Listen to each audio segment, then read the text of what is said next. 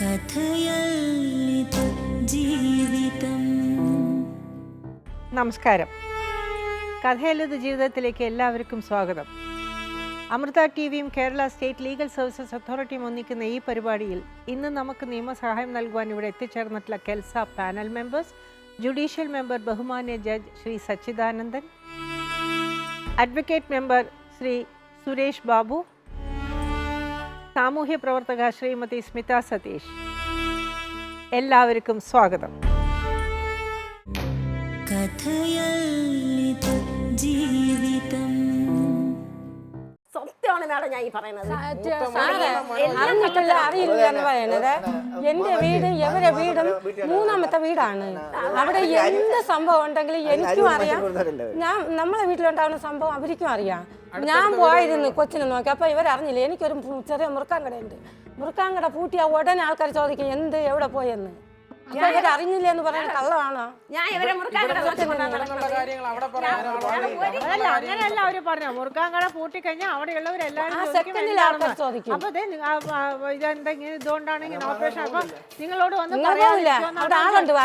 അതെന്തോ അറിഞ്ഞില്ല, പോയി, അത് വന്നില്ല, അത് അതുകൊണ്ട് വിട്ടു. നിങ്ങൾ നേരിട്ട് ഒരു കാര്യം, ഇവരെ സഹോദരനും അങ്ങനെ അറിഞ്ഞിട്ടുണ്ടാവാം, ഇങ്ങനെ അറിഞ്ഞിട്ടുണ്ടാവാം എന്ന് നിങ്ങൾ പറയുന്നതിൽ അർത്ഥമില്ല. നിങ്ങൾ നേരിട്ട് വിളിച്ച് പറഞ്ഞിരുന്നു. സഹോദരനും അതുകൊണ്ട് കാര്യമില്ല. ഇപ്പൊ സഹോദരൻ സഹോദരനും ഭാര്യയും കൂടി നമ്മളെ വീട്ടിൽ ഓപ്പറേഷൻ കഴിഞ്ഞ് വന്നതിന് ശേഷം പിറ്റേന്ന് വൈകുന്നേരം പലഹാരങ്ങൾ വാങ്ങിച്ചും കൊണ്ട് വീട്ടിൽ വന്നായിരുന്നു. 200 രൂപയും കൊണ്ട് തന്നു അവര് സഹോദരനും ഭാര്യയും കൂടി. അവരും അറിഞ്ഞിട്ടാണ്. ഇവരെ സഹോദരനും ഭാര്യയും. അപ്പൊ നിങ്ങൾ ചെയ്യേണ്ടത് നിങ്ങളുടെ സഹോദരനെ, നിങ്ങളുടെ മൂത്ത മകനെയൊക്കെയാണ് പിടിക്കേണ്ടത്. ഷീലയും നിങ്ങളും തമ്മിൽ സംസാരിക്കാറില്ല? വിവാഹം കഴിഞ്ഞ് പോയ അവളുടെ കാര്യം, നിങ്ങളുടെ കാര്യം നിങ്ങൾ സംസാരിക്കാറില്ല? എങ്ങനെ? അവളുടെ കാര്യം വിട്. നിങ്ങൾ അവളെ കാണുമ്പോൾ സംസാരിക്കാറുണ്ടോ? ഇല്ല. ഇല്ല. നിങ്ങൾ അവരെ കാണുമ്പോൾ നിങ്ങളും സംസാരിക്കാറില്ല? രണ്ട് കൂട്ടരും തീരെ സംസാരിക്കുന്ന ടേംസിലല്ല. അല്ല, നിങ്ങളുടെ ചോദിക്കാം. നിങ്ങളുടെ അമ്മായിയമ്മയല്ലേ, നിങ്ങളെക്കാളും പ്രായം കൂടുതലല്ലേ, നിങ്ങളുടെ ഭർത്താവിൻ്റെ അമ്മയല്ലേ ആദ്യത്തെ.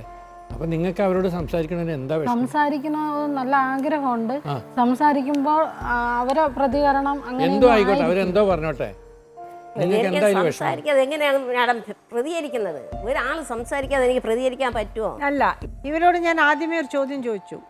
ഞാൻ വീട്ടിൽ പോയി, നിങ്ങൾ വീട്ടിൽ പോയി, മോളെ നീ നന്നായി, സന്തോഷമായി, എനിക്ക് കല്യാണം കഴിച്ചത് സന്തോഷമായി, നന്നായിരിക്കും, സന്തോഷമായിരിക്കും എന്ന് പറഞ്ഞൊരു പലഹാരമോ എന്തെങ്കിലും മേടിച്ചു കൊണ്ടുപോയിട്ട് ഈ മരുമകളുടെ വീട്ടിൽ പോയോ എന്ന് ഞാൻ ചോദിച്ചു. ഇല്ല. അത് പോയാലല്ലേ ചെല്ലില്ലോ ചെല്ലില്ല എന്ന് പറയാൻ പറ്റുള്ളൂ. പോയിട്ടേ ഇല്ലാത്തവരോട് എങ്ങനെ ചെല്ലില്ല, അപ്പൊ ചെല്ലാൻ പാടില്ല എന്ന് പറയും. എന്റെ അമ്മേടത്ത് വയസ്സായ അമ്മ പോയപ്പം വയസ്സായ അമ്മ, അതും ഞാൻ അപ്പോഴും ചോദിച്ചു, വയസ്സായ അമ്മയാണോ അയക്കേണ്ടതെന്ന്. നിങ്ങളല്ലേ പോണ്ടിയിരുന്നത്, ഞാൻ ചോദിച്ചതാ നിങ്ങളോട്. ഞാൻ പോയില്ല. അപ്പോ ഇവരും വാശി പിടിച്ചിരുന്നു. ഇവര് ഈ പറയുന്നുണ്ട് എനിക്ക് ഭയങ്കര സ്നേഹമാണെന്ന്. ഒരു മനസ്സിൽ സ്നേഹം ഉണ്ടെങ്കിൽ ആ കുട്ടി കാണിച്ചതെല്ലാം മുമ്പിൽ വരിക. നമ്മളൊരു കാര്യം ചെയ്തിട്ട് അതിന്റെ പ്രതികരണം മോശമാണെങ്കിൽ പിന്നെ നമുക്കത് ചെയ്യാൻ മടിയുണ്ടാവും. അങ്ങനെ സംഭവമേ ചെയ്യാത്ത ഒരാൾക്ക് ഇങ്ങനെ പ്രതികരിച്ചേക്കാം എന്ന് അവര് പറഞ്ഞത് വിചാരിച്ചിട്ട് ഞാൻ ചെയ്യാതിരുന്നു എന്ന് പറയുന്നതും അജഗജാന്തരമായിട്ടുള്ള വ്യത്യാസമില്ലേ? ഇപ്പൊ ഞങ്ങളെ സംബന്ധിച്ചിടത്തോളം ഇതൊരു വിധി വന്നിട്ടുള്ളതാണ്. ആ വിധി ഉള്ള കാലത്തോളം ആ വിധി നടപ്പാക്കേണ്ട ചുമതല ഇവർക്കുണ്ട്. ഇന്ന് ഇവിടെ ഈ കൊച്ചിനെ കൊണ്ടുവന്നിട്ടുണ്ടെന്ന് മാഡം പറഞ്ഞല്ല. കൊണ്ടുവന്ന് നമ്മൾ ബാത്റൂമിൽ കൊണ്ടുപോകുന്നത് ഞാൻ കണ്ട്, ഞാൻ അങ്ങോട്ട് പോയപ്പോൾ ഇങ്ങനെ കൊണ്ടങ്ങ് പോയി. അത് സന്തോഷമേ ഉള്ളൂ, എനിക്ക് സന്തോഷം. ഈ കൊച്ചിനെ ഞങ്ങൾക്ക് ഇത്ര കാണിച്ചു തരാം മാഡം. ഇത്രയും സമയത്ത് ഇവിടെ വിളിച്ചോ? ഇവിടെ വിളിക്കില്ല, ഞങ്ങൾ ഇവിടെ വിളിക്കാൻ പാടില്ല എന്ന് നിയമമാണ്. ആ കൊച്ചിപ്പോ ഇത്രയും നിങ്ങൾ പറഞ്ഞല്ലോ സ്കൂളിൽ വെച്ചിട്ട് ഇതെന്റെ അച്ഛമ്മയാണ്, ഇതെന്റെ അങ്ങനെയാണെങ്കിൽ എന്തുകൊണ്ട് ആ കൊച്ചു ഇന്നിപ്പോ നിങ്ങളെ കണ്ടപ്പോ വന്നില്ല? പേടി. യവനെ പേടിച്ചാണ് കൊച്ചു വരാത്തത്. ഒരുത്തരെ പേടിച്ചല്ല, ദൈവത്തിനെ പോലെ അല്ല. ഈ ഒരു ചെറുക്കനും ആണെങ്കിൽ ആ കൊച്ചിനെ ഈ വഷളാക്കുന്നത് അല്ല, വേറെ ആരെയും ഞാൻ പറയുന്നില്ല. കൊച്ചിന്റെ തള്ള അമ്മയെ പറയില്ല, കൊച്ചിന്റെ അമ്മയെ ഞാൻ പറയില്ല. ഇവനാണ് ഈ അമ്മയാണെങ്കിൽ കൊച്ചിനെ കൊണ്ടുപോകാൻ മാഡത്തിന് അറിഞ്ഞുകൂടാ. ഇങ്ങനെ സാരി വെച്ച് ഒതുക്കിക്കൊണ്ട് ഞാൻ ഒരു പ്രശ്നം ഉണ്ടാക്കണ്ട, വീട്ടിലൊരു ചീത്തവലിയും ബഹളവും വേണ്ടെന്ന് കണക്കാക്കി ഞാൻ ഒതുങ്ങയാണ്. എൻ്റെ വീട്ടിനകത്ത് ഞാൻ ഒതുങ്ങി കൊടുക്കുകയാണ്. ഇവരെ മുമ്പ് ഞാൻ കള്ളമാണ്, ഞാൻ ദൈവസത്യത്തിൽ ഞാൻ ഒതുങ്ങി കൊടുക്കുകയാണ്. കാരണം ഞാൻ മോനെന്ന് വിളിച്ച് മക്കളെന്ന് വിളിക്കുന്നുണ്ടെങ്കിൽ ഒരു ഇങ്ങോട്ട് നോക്കാതെ പോടാന്ന് പറഞ്ഞുകൊണ്ട് അവൻ്റെ എവളെ അച്ഛൻ എവളെ അമ്മയാണെങ്കിൽ മക്കളെന്ന് വിളിക്കുമ്പം സത്യത്തിൽ മാഡം ഇങ്ങനെ ഒതുക്കിക്കൊണ്ട് പോകും. ഈ സാരി വെച്ചത് ഇങ്ങനെ പിടിച്ച് ഇങ്ങനെ ഒതുക്കിയാണ്, ഇങ്ങനെ ഒതുക്കി കൊണ്ടുപോകും. എൻ്റെ മുമ്പ് കൂടെ, എൻ്റെ മുമ്പേ എൻ്റെ അമ്മയുടെയൊക്കെ എനിക്കിത് ഒതുക്കാനുള്ള എന്നെ കൊണ്ട് പറ്റൂല. ഞാൻ മുറുക്കൻ കച്ചവടം ചെയ്യുന്നതാണ്. ഈ 2 കവറിൽ സാധനം കൊണ്ടാണ് വരുന്നത്. ചിലപ്പോ ഒരു കവർ അവന്റെ കയ്യിൽ കൂടെ കാണും. 4 കവറിൽ കൊണ്ടുവരുന്ന കാര്യം എല്ലാം പറയും. പിന്നെ എങ്ങനെ ഞാൻ ഒതുക്കും? ഇങ്ങനെ ഒതുക്കിക്കൊണ്ട് എൻ്റെ മുമ്പ് കൂടെ ചെയ്യുന്നുണ്ടെങ്കിൽ തെറ്റാണ്.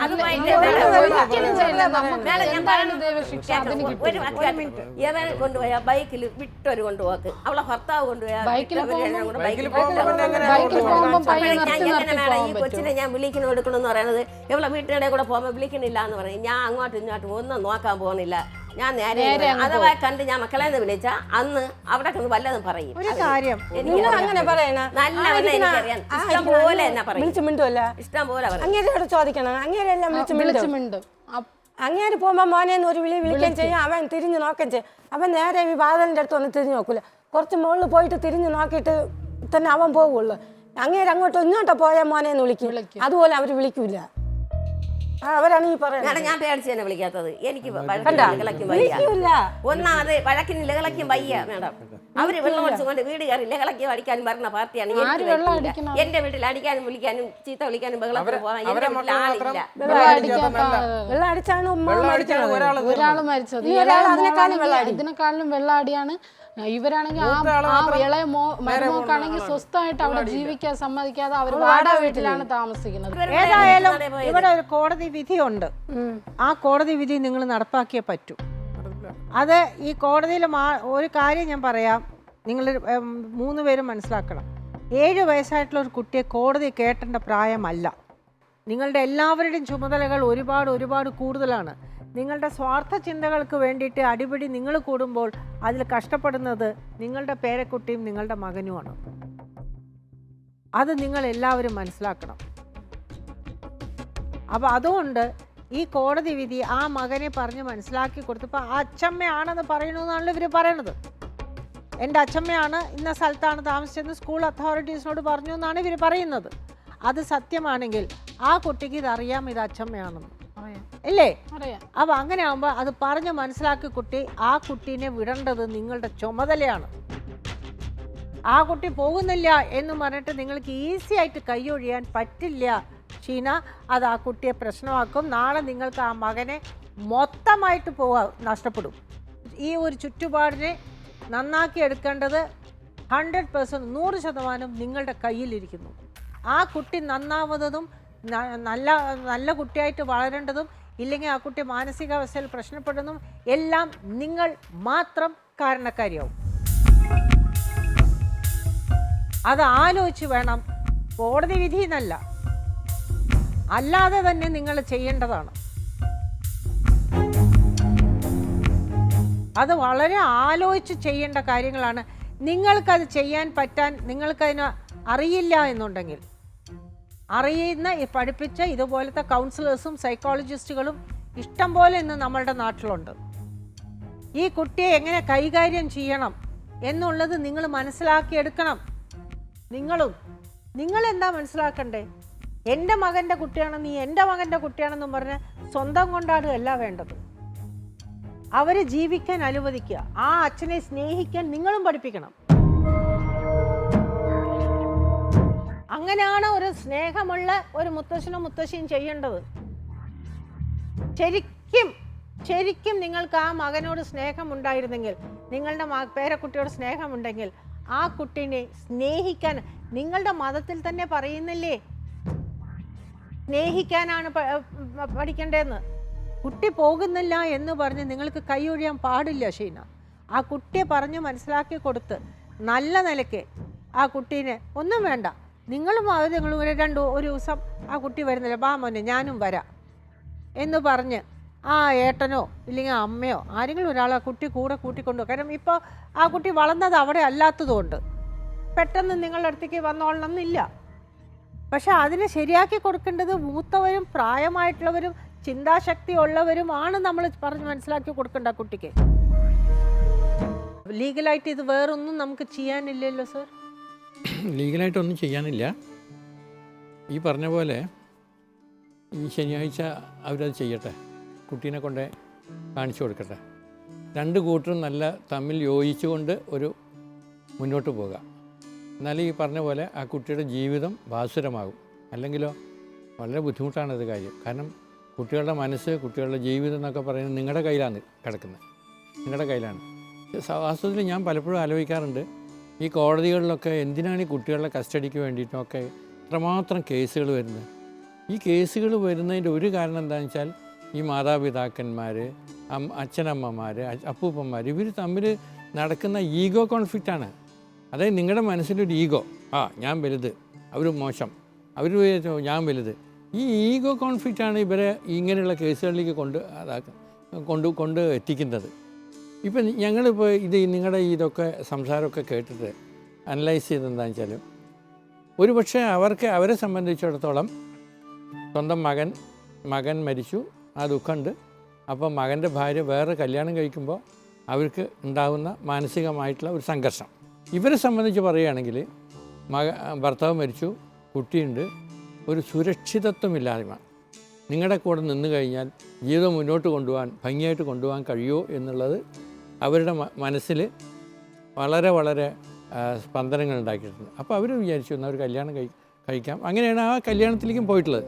പക്ഷേ ആ കല്യാണം കഴിച്ചതോടുകൂടി, രണ്ട് കുട്ടികളുണ്ടായതോടുകൂടി ആദ്യത്തെ കുട്ടിയുടെ ജീവിതം ശരിക്കും പറയുകയാണെങ്കിൽ നമ്മൾ സാധാരണ ലോക്കൽ ഭാഷയിൽ പറയില്ല, കട്ടപ്പുകയിലായി. അതാണിപ്പോൾ ഇവിടെ നടക്കുന്നത്. ഭാഗ്യവശാൽ ഇപ്പോൾ രണ്ടാമത് വിവാഹം കഴിച്ച അദ്ദേഹത്തിന് കുട്ടിയോട് താല്പര്യക്കുറവില്ല.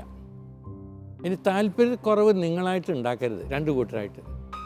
ആ കുട്ടിയെ സ്വന്തം അച്ഛനെ പോലെ ആൾ സ്നേഹിക്കുന്നുണ്ടെങ്കിൽ നന്നായി സ്നേഹിക്കട്ടെ. ആ കുട്ടി അച്ഛനായിട്ട് തന്നെ വളരട്ടെ, അവൻ അറിയുന്നിടത്തോളം കാലം. അപ്പോൾ ആ ഒരു സാഹചര്യത്തിൽ നിങ്ങൾ അവനെ ആ കാഴ്ചപ്പാടിലൂടെ വേണം നോക്കിക്കാണാൻ. അതിന് വാസ്തവത്തിൽ ഇപ്പോൾ നിങ്ങൾക്കൊരു ബുദ്ധിമുട്ടുണ്ടാവോ, എൻ്റെ മകൻ്റെ കുട്ടിയാണ് അവൻ, അതെ, എന്നിട്ട് ആ കുട്ടി ഞങ്ങളുടെ അടുത്ത് വരുന്നില്ലല്ലോ, ഞങ്ങളെ സ്നേഹിക്കുന്നില്ലല്ലോ എന്നുള്ള ചിന്തകളൊക്കെ നിങ്ങൾക്ക് ഉണ്ടാവും. അപ്പോൾ അതിനെന്താ വേണ്ടത്? വളരെ സമാധാനപരമായിട്ടുള്ള, അതാണ് ഞങ്ങൾ ചോദിച്ചൊരു ചോദ്യം. ആ കുട്ടിയെ നിങ്ങൾ വല്ല ഗിഫ്റ്റോ എന്തെങ്കിലും കൊടുക്കാറുണ്ട്, വളരെ നല്ല കാര്യം.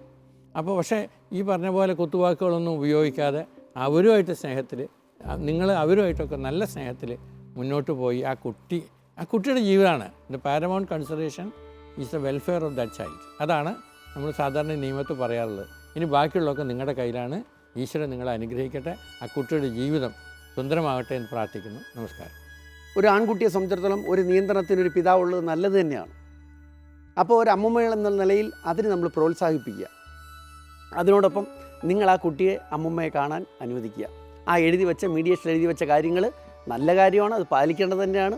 അതിന് തുടർ നടപടിയിലേക്ക് പോകാൻ നിങ്ങൾ പ്രേരിപ്പിക്കാതിരിക്കുക. നിങ്ങൾ കൃത്യമായി എവിടെ വെച്ചാണ് നിങ്ങൾ കൊടുക്കാൻ തീരുമാനിക്കുന്നത്, എവിടെ വെച്ചാണ്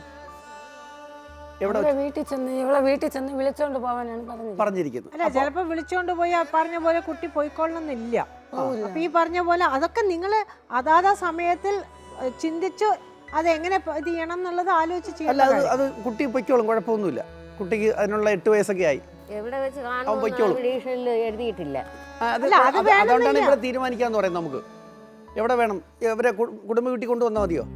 അപ്പൊ മറ്റേ വീട്ടിൽ പോവാതെ ഇവരെ വീട്ടിൽ പോകുമ്പോഴേ വിട്ട് തന്നിട്ട് പോയാൽ മതിയല്ലോ.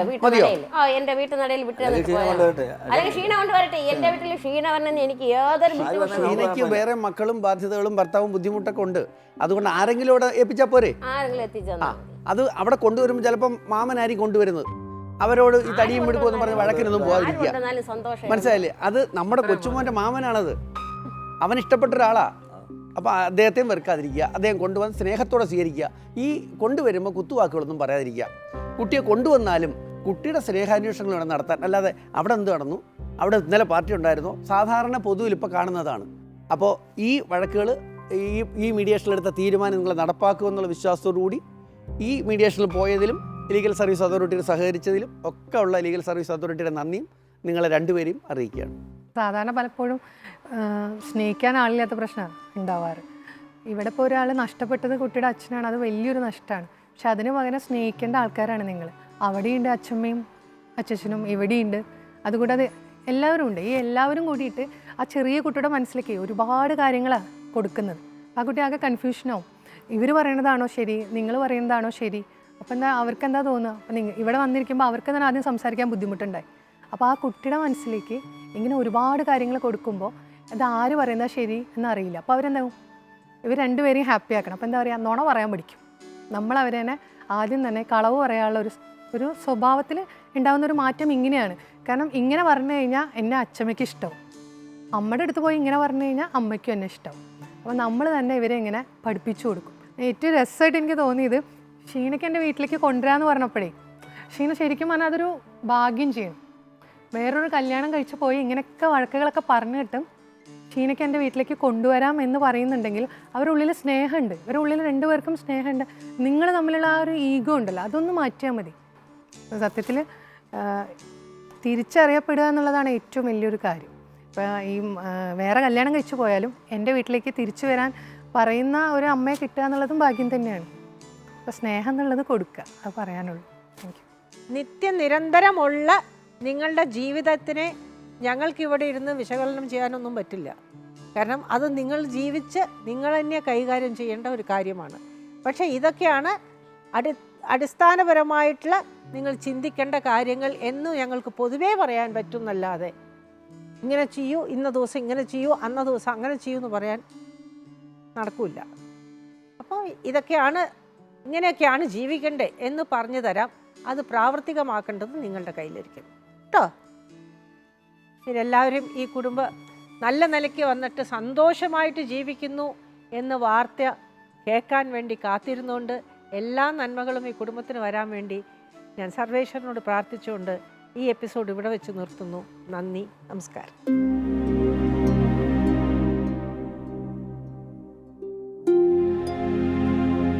വിവാഹം കഴിഞ്ഞ് 8 വർഷമായി. റീജയുടെ ജീവിതത്തിലെ പ്രശ്നങ്ങൾ തുടർന്നുകൊണ്ടേയിരിക്കുന്നു.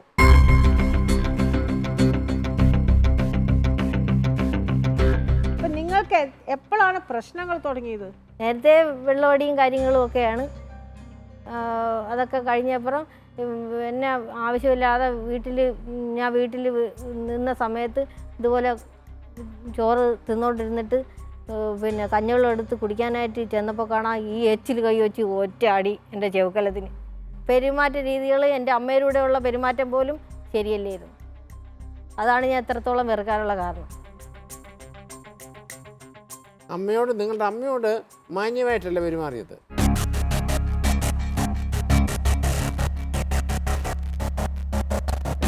ഇവരൊക്കെ മണ്ഡപത്തിലേക്ക് ഒരു നിലവിളക്ക് ഇവരമ്മ കൊണ്ടുവന്ന് കൊടുക്കും. ആ നിലവിളക്ക് ഇവരെന്നെ പൊക്കിയെടുത്ത് അടിക്കാനായിട്ട് ആരെങ്കിലും ചെയ്യൂ?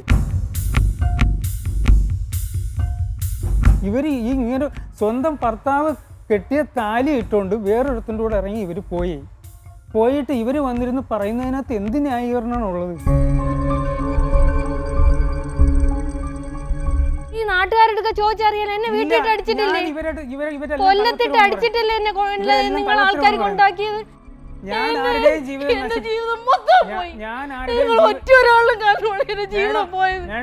ആരുടെയും ജീവിതം നശിപ്പിച്ചിട്ടില്ല. അവനവന്റെ ജീവിതം നശിപ്പിക്കുന്നത് അവരവര്.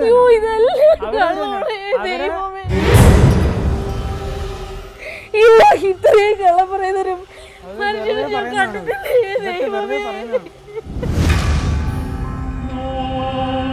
അവരുടെ വീട്ടുകാരും നിങ്ങളുടെ വീട്ടുകാരും നിങ്ങളെ വിശ്വസിക്കുന്നില്ല എന്നുണ്ടെങ്കിൽ അതിന്റെ കാരണം എന്താണ് നിങ്ങൾ ആലോചിക്കേണ്ടിയിരുന്നു. ഇങ്ങനെ ചിന്തിക്കുന്ന ഒരു അമ്മയ്ക്ക് എങ്ങനെയാണ് അച്ഛൻ്റെ അടുത്തേക്ക് ആ കുട്ടിയെ വിട്ടുകൊടുക്കാൻ പറ്റുക? നിങ്ങൾക്ക് നിങ്ങളുടെ വൈരാഗ്യവും ഇതൊക്കെ കൊണ്ട് നിങ്ങൾക്ക് രണ്ടുപേരും ശത്രുക്കളായി. ആ കുഞ്ഞിനെ സംബന്ധിച്ച് നിങ്ങൾ രണ്ടുപേരും ഒരേ നാണയങ്ങളാണ്. ഒരു നാണയത്തിന് 2 വശങ്ങളാണ്. രണ്ടുപേരെ ആ കുഞ്ഞിന്റെ ഉള്ളിൽ സ്നേഹമുണ്ട്. ആ സ്നേഹം നിങ്ങൾക്ക് നിഷേധിക്കാൻ എന്താ അവകാശമുണ്ട്? ആ മനുഷ്യൻ പറഞ്ഞതിന്റെ പേരിൽ ഒരു അഴനേരം പോലും വിട്ടുകൊടുക്കാൻ തയ്യാറായ നിങ്ങൾ ആ വാക്കുകൾ പിൻവലിച്ച് ഈ വാശിയിലേക്ക് നിങ്ങൾ എത്തുന്നത് നിങ്ങളുടെ വാശി, നിങ്ങളുടെ വൈരാഗ്യം, നിങ്ങളുടെ പകരം വീട്ടിലാണ്.